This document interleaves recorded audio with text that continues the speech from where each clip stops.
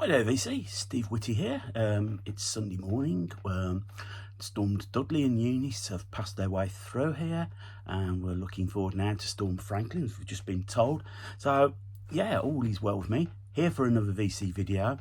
This time it's going to be a vinyls find video. I'm going to show 10 of my recent vinyls finds, slowly trying to catch up with them. Just quickly show you 10 albums. There'll be no needle drops, so just really haven't had the time to do it. But so without further ado, let's show the first album. The first two albums I'm going to show you are upgrades. So I've found myself a much better version of McCartney, Paul McCartney's debut solo album, released in 1970.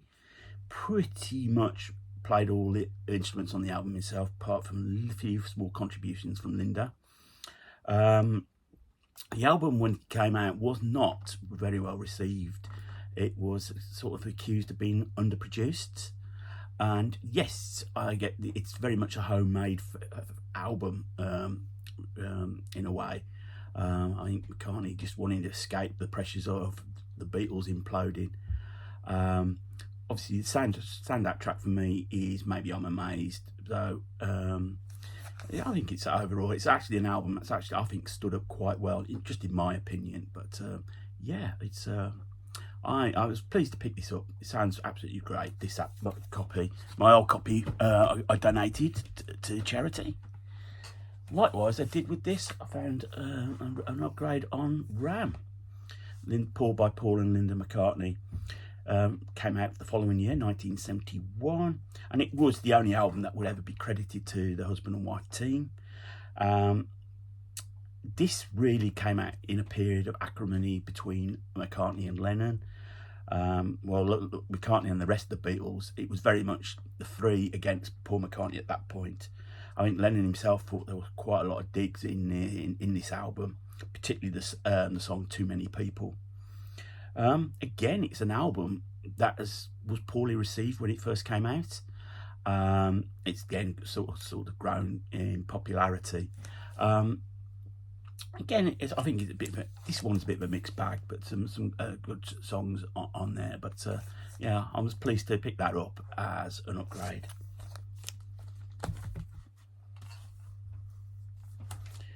Third album I've got, this cover is not the greatest cover, but yeah, let's see if I take it out there. This is John Mayall's Blues from Laurel Canyon, which was released in 1968. Despite the title, it actually was all recorded in the UK.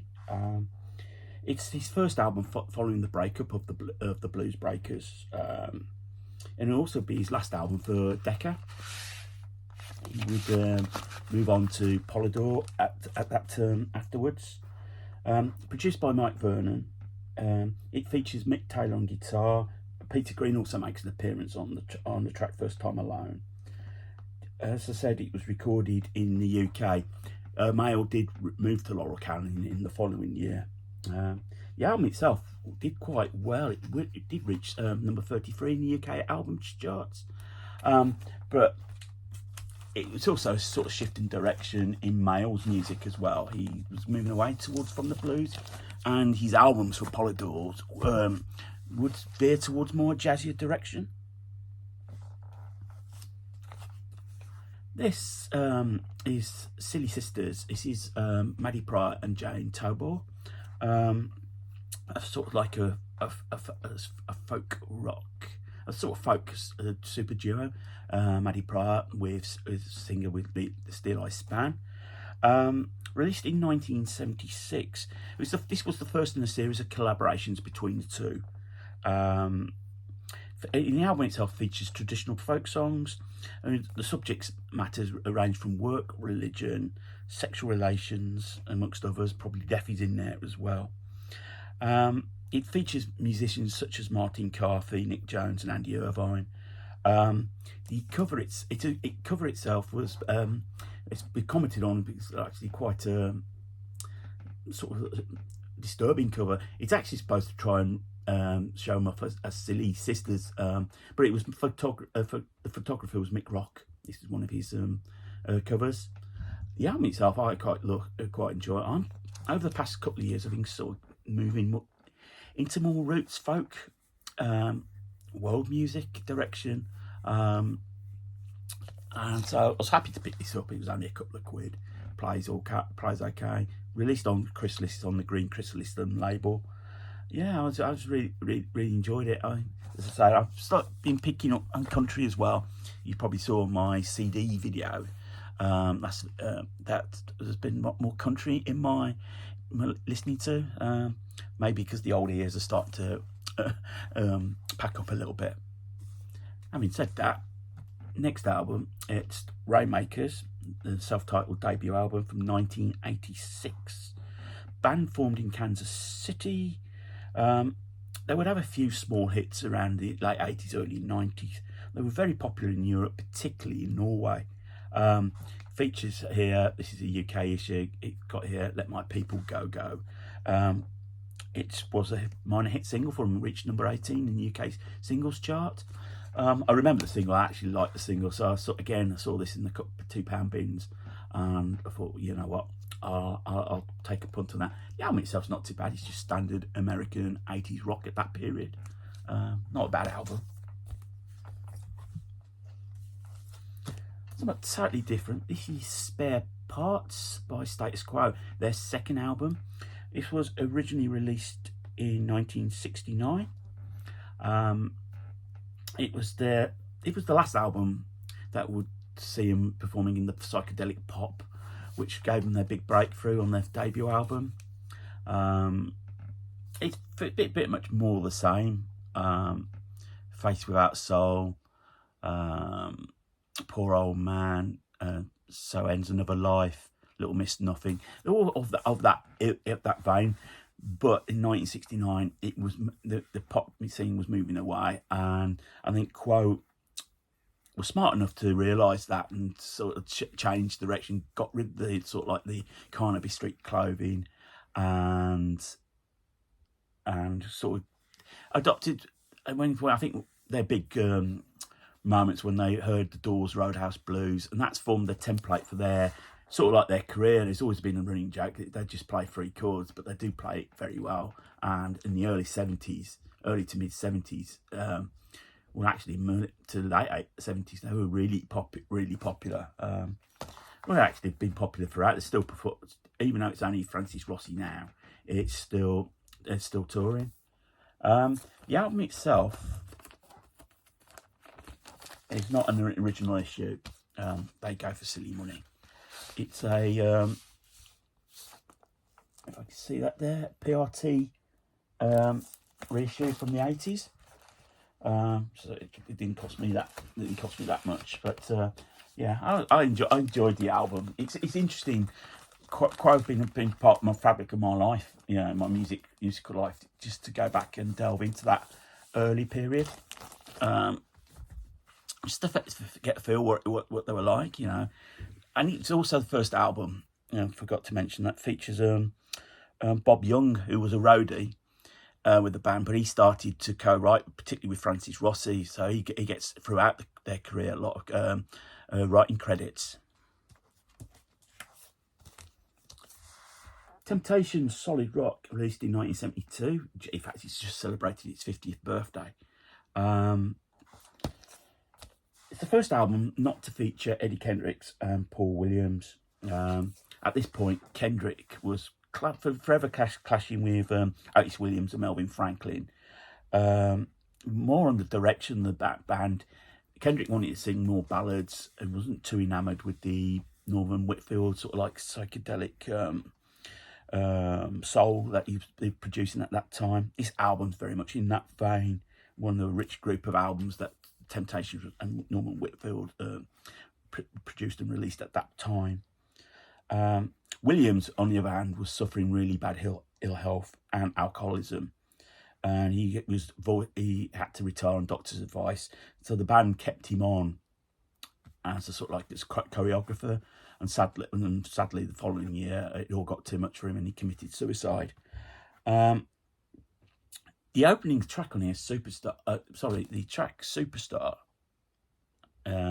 Remember now you got where you are. My glasses. was a sort of dig at Kendrick and David Ruffin, who had left earlier. Ruffin thought himself as to being the big star of the band and become unreliable, and he got sacked, I think. So it does feature at the sort of focus on the rivalry that was going on at that time. There's a great cover of Bill Withers' Ain't No Sunshine on here, and the Stop the War Now is probably the standout track from the whole album. 12 minutes masterpiece. But you look at the cover, and it even makes cloaks look cool. Absolutely wonderful.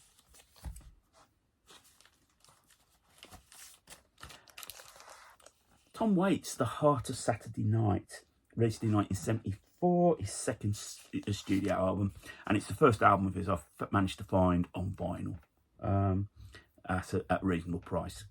Some of these albums are quite expensive. It's an album cover. If you look at the album, there is a sort of little, sort of like homage to Frank Sinatra's In the Wee Small Hours. Title track itself was written as a tribute to Jack Kerouac. It's the first album also that was produced and engineered by Bose Howe, who would produce all these work on all his albums, Waits albums, while he was with the Asylum label. This is an album that's got quite a lot of sentimentality to it, and his voice, Waits' voice sounds a lot smoother than you probably know him for when you move on to late 70s, early 80s stuff. This is quite, if it's an entry point for Tom Waits, this might be the album I would go for.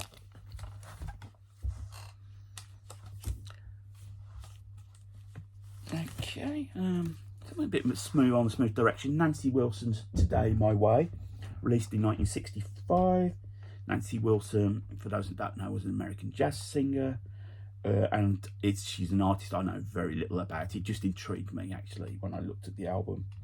This was her 11th solo album, and reached number 7 in the US pop charts and number 2 in the R&B charts. I suppose it's a typical album of that period, where there's some covers of contemporary songs. So she does You've Got That Loving Feeling on here. If I Rule the World closes the album, which I sort of like always associate with Harry Seacombe. It's quite a nice, smooth listening album. It's nothing inoffensive. I mean, if I could see any more Nancy Wilson at half decent price, I'd probably go for it. And finally, something a bit more contemporary, sort of missed off me albums of the year list. Jane Weaver, Flock. I had some Amazon vouchers for Christmas, so I purchased, amongst the things I purchased for myself, I purchased this. So if you're not aware of Jane Weaver, excuse me, that's Sky News and going through on my iPad. She's sort of like I would say, sort of like an avant-garde artist. I'm not really familiar with her. It's only because I heard this album on Six Music, and there was a lot more, and people were showing it. And what I heard on this album was quite poppy. So using this sort of like synth pop. The album itself, it comes out in a sort of like rose, I think is what they call it. I call it pink, but you know.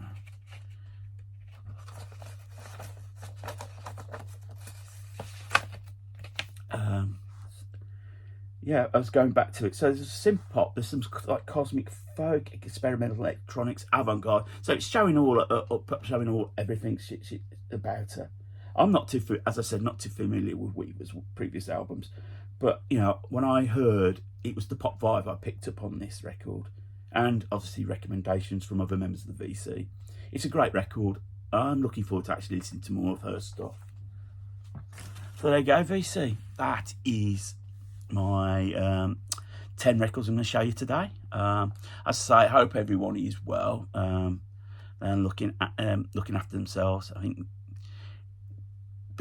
what was flashing through was saying that the imminent invasion of the Ukraine. It's a bit worrying times for everyone in the UK. It's rising prices. Electricity is doubling. Well, fuel prices is doubling it for us here. So, you know, you just got the music. You just got to plough through it, I suppose. So, VC, if you're new to the channel, you like what you see, click the thumbs up, thumbs down. Feel free to leave a comment. I will always get back to you. And if you want to, I I've sort of dropped off a little bit on YouTube, but I tend to show what I play more on Instagram. So at Stevo120665, that's my Instagram handle. I tend to show immediately what I play. So yeah, you can follow me on there if you like. So whatever you get up to, VC, make sure it's a good one. And you know, look after yourselves, keep spinning, but more importantly, keep on smiling.